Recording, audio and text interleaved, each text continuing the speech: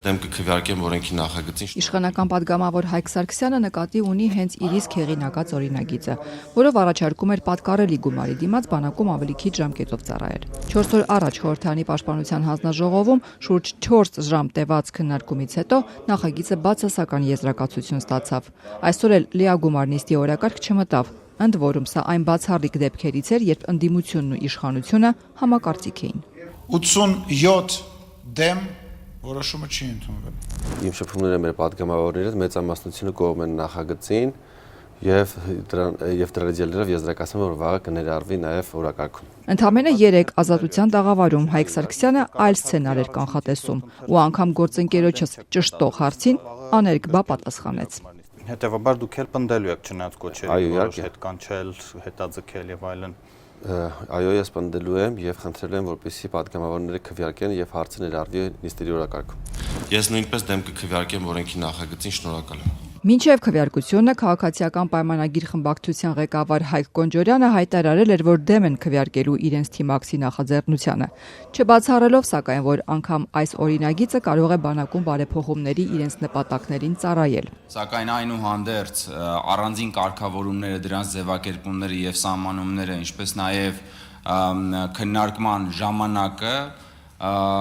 խմբակցությանը բերել այն համոզման, որ այս նախագիծը այս պահին այս տեսքով չենք կարող ընդունել։ Քվեարկությունից րոպեներ առաջ Սարգսյանը դեռ պնդում էր, որ պետք է գնալ վճռորոշ լուծումների, որ հետաձգում չպետք է լինի։ Համոզիչ լինելու համար իր 3 րոպեանոց ելույթն էլ նվիրել էր վարչապետ Փաշինյանի տարբեր ժամանակների ելույթներին։ Մեջբերեմ վարչապետի ելույթից մի հատված։ Առերեսվում է դառը իրականությանն առայն, որ զորակոչի ենթակա տարեքային խմբի կեսից քիչն է զորակոչվում բանակ։ Սա կամ նշանակում է, որ մեր սերունդն առողջական ծանր պրոբլեմ ունի, կամ էլ զորակոչը Հայաստանում մնում է կոռուպցիայի ամենածաղկուն միջավայրը։ Չգաք ասեք հետաձգենք, չկա հետաձգում, մեջբերման ավարտ։ Րոպեներ անց սակայն Հայկ Սարգսյանը վարչապետի մեկ այլ հորդորի մասին ակնարկեց։ Մի բան, որի շուրջ 3 ազատության տաղավարում հակառակ պնդումներ արել։ Եվ ես առաջնորդվելով վարչապետի հանձնարարականներով կշարունակեմ աշխատել մեր գործընկերների հետ, որպեսզի հնարավորինս շուտ կարողանանք այն բարեփոխումները եւ այն ուղենիշերը, որ վարչապետն է դրել մեր առաջ եւ կառավարության ծրագրում արկա են, դրանք կարողանանք կյանքի կոչել։ Վարչապետը ձեզ մտահոգություններ չի փոխանցել այս օրենքի վերաբերյալ։ Վիճահարույց օրինագծով Հայկ Սարգսյանը գնային հետևյալ ցանտրակն է առաջարկում 18-ից 32 տարեկան Հայաստանի քաղաքացիներին։ Ծառայել 1 ամիս եւ վճարել 24 միլիոն դրամ, այսինքն ավելի քան $60,000, կամ 4 ամիս եւ վճարել 18 միլիոն դրամ, ավելի քան $47,000։